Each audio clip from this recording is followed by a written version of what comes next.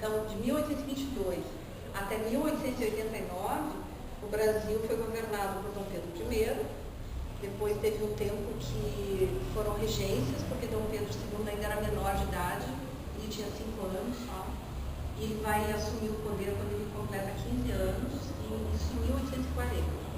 Daí ele vai governar até 1889, que é quando muda a forma de governo do Brasil.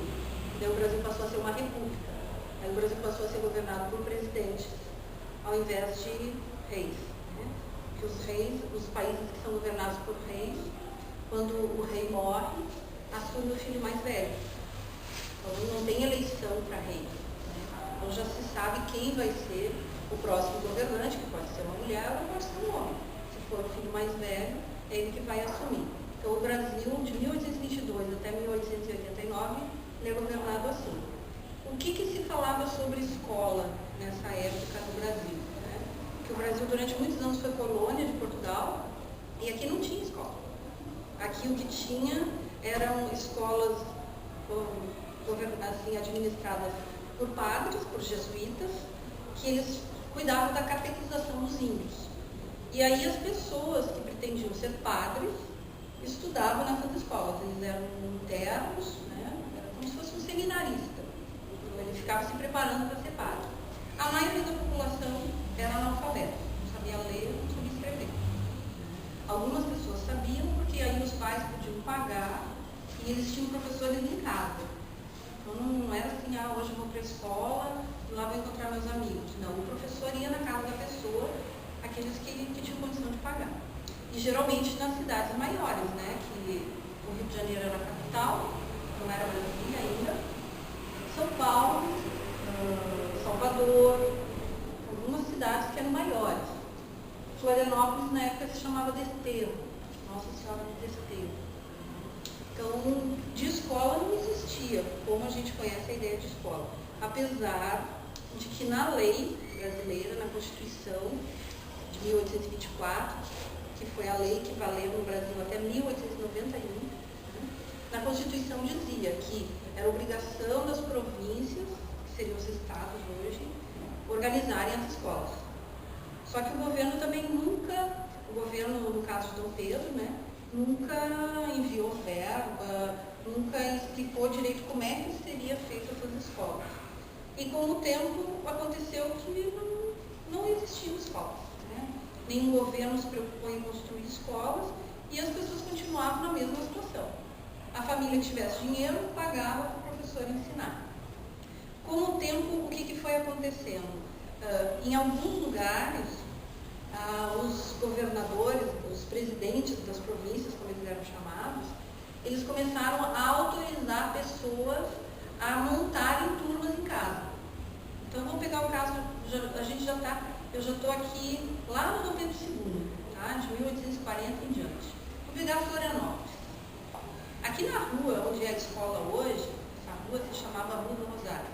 Ela não se chamava Rua Marechal Guilherme. E aqui nessa rua moraram muitas famílias que tiveram autorização do governo para montar turmas. Então você anunciava no jornal, existiam jornais, que você pretendia iniciar uma turma de conhecimentos básicos. Por exemplo, a aritmética, que é parte da matemática, a língua portuguesa, e as humanidades, que era história, geografia, alguma coisa de religião, e você montava uma turma na sua casa. Isso era registrado na prefeitura, e na tua casa, então, você tinha 5 alunos, 6 alunos, todos pagavam, era como se fosse uma escola particular, na verdade, com algum financiamento do governo. O que o governo dava? Alguns cadernos, lápis, que nem sempre chegavam na casa dos professores. Então, no fim, as próprias pessoas que levavam, os próprios professores, que davam um jeito de conseguir esse material para as pessoas poderem aprender alguma coisa. Mas também com as famílias que tinham condição de pagar. Então, nessa rua aqui, que hoje tem a nossa escola, algumas famílias fizeram isso. Ali na rua, logo depois do TAC, eu acho que é a Rua dos Ilhéus, ali onde tem o Flop, Hotel Flop, ali o Florianópolis, quem está indo em direção à Praça dos Bombeiros, Ali também tinham muitas famílias, porque não existiam aqueles prédios que tem hoje. Então eram casas e algumas famílias ali se prontificavam a fazer isso. Mas aí, se você pensar em Florianópolis, lá em 1850, 1870, ainda existiam escravos, e os escravos não tinham direito de estudar. Como a maioria das pessoas também não sabia ler e escrever, entendia que isso é uma bobagem, não precisa. Se vivia aqui na ilha, se vivia da pesca, da agricultura, eles plantavam feijão, plantavam café, plantavam milho. Então as pessoas iam vivendo assim. A maioria na ignorância, por não saber ler, por não saber escrever, e por não ter escola. Apesar de estar na lei que os governos, as províncias deveriam criar essas escolas, que só vão ser criadas quando a República vai ser proclamada. A própria palavra República, não sei se você sabe o que quer dizer, o que significa a palavra República. Monarquia é o governo de um, monarquia, governo de um, no caso é o rei. República, a palavra República quer dizer coisa pública. Res, República, res, vem lá nos romanos, quer dizer coisa. É de todos, o que é de todos. Então, se quando foi proclamada a República, a ideia é o que é de todos, é de todos, a escola deveria ser de quem?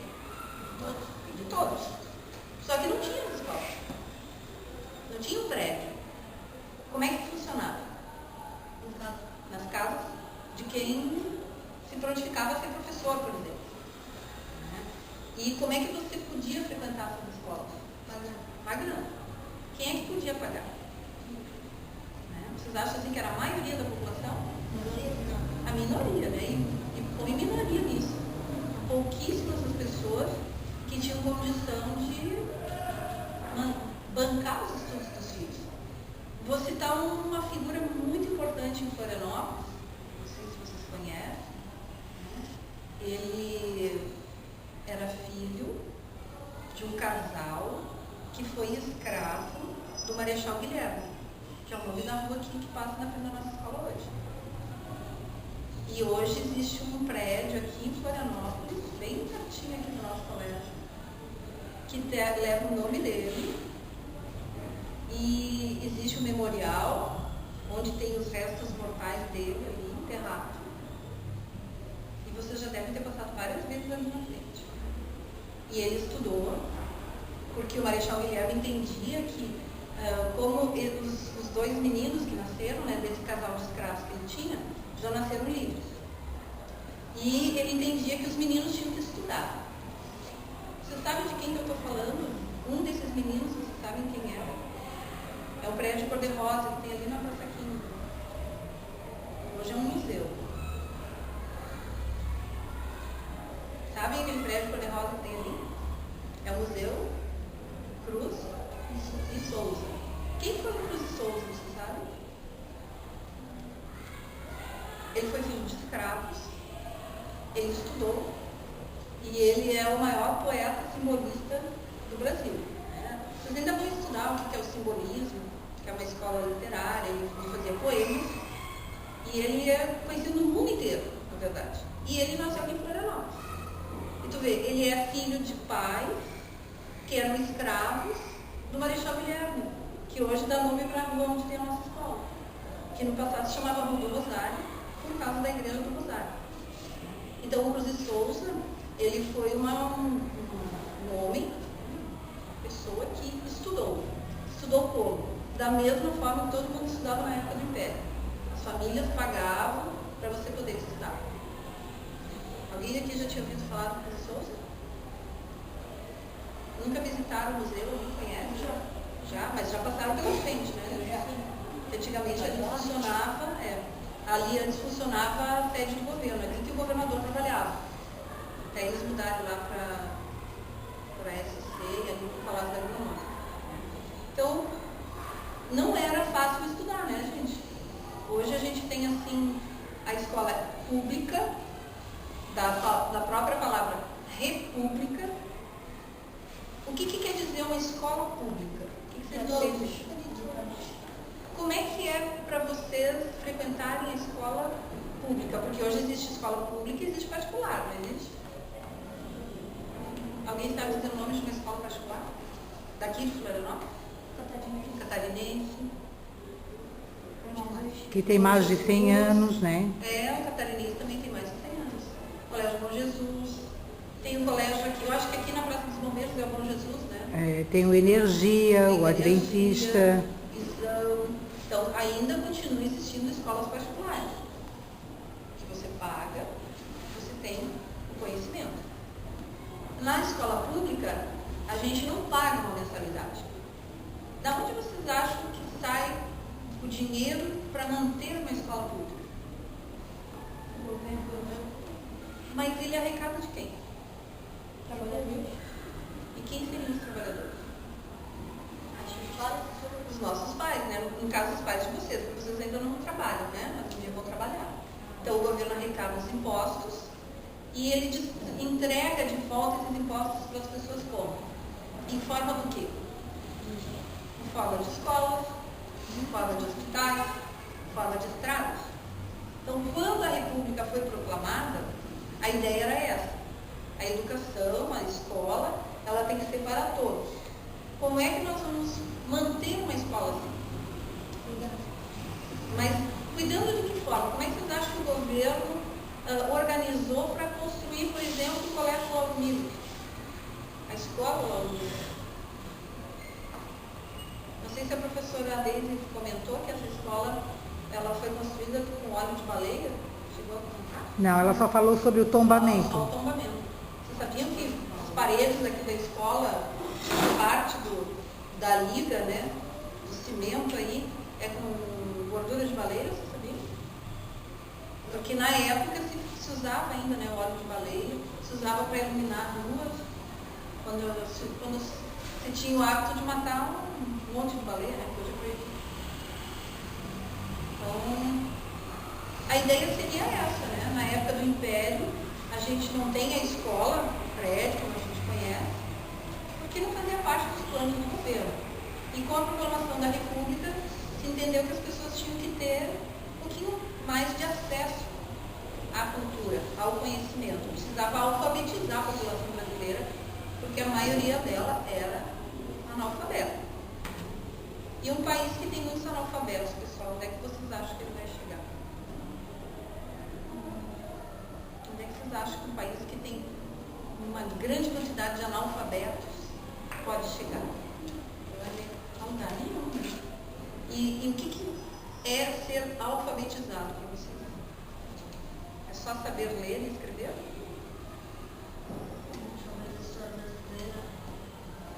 É, por exemplo, quando você lê um texto e entende o que está escrito naquele texto ali.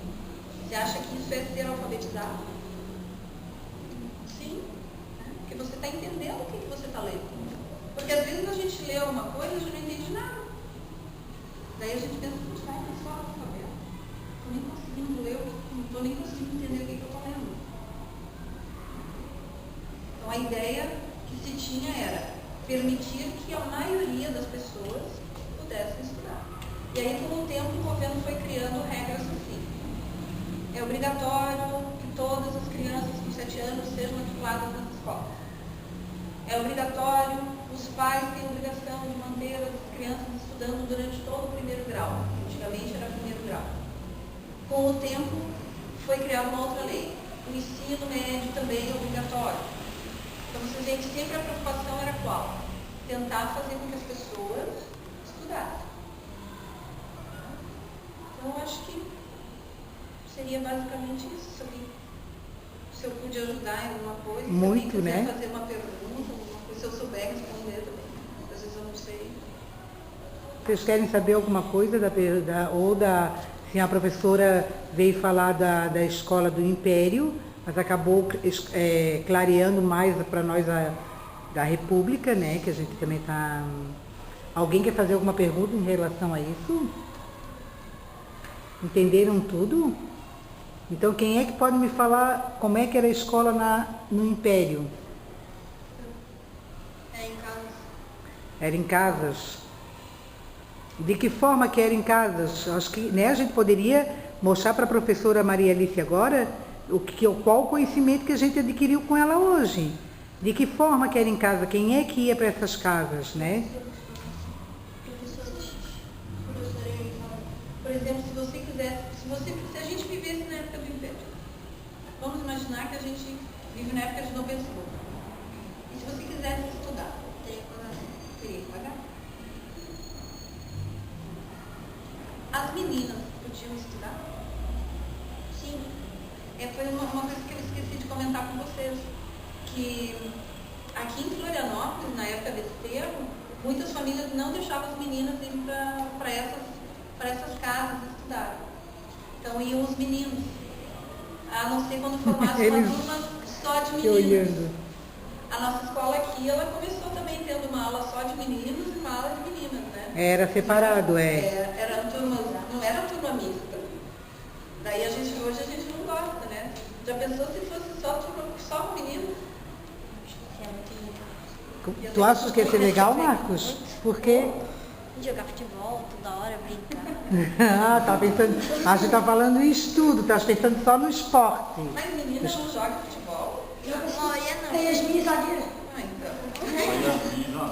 A Yasmin gosta. Joga bem, Yasmin. Gosta de jogar futebol? Hoje a época é muito diferente, né? Bem diferente. E quando vocês forem adultos, vai ser mais diferente ainda. E tá sempre mudando, né? Sempre. Mais alguma coisa que vocês gostariam de saber? Continuando, então. Uma coisa que eu achei muito interessante, que a professora Maria Alice falou, foi da questão da república, né? O entendimento do que é república, que é para... É público para todos, né? Então, eu acho que isso também, a gente até estudou o que era a república, mas parece que ficou mais claro na tua fala para a gente. O que é que vocês acham disso? Mas também tem uma coisa, né, Marta? Quando vocês forem estudar a República mesmo, vocês vão ver que também os primeiros anos da República, apesar da palavra ser coisa pública, é de todos, não era bem assim que acontecia. Então, por exemplo, no Brasil, as mulheres não votavam. Né? As mulheres só vão votar, ter direito de votar no Brasil em 1934. E a República foi proclamada em 1889. Analfabetos não votavam.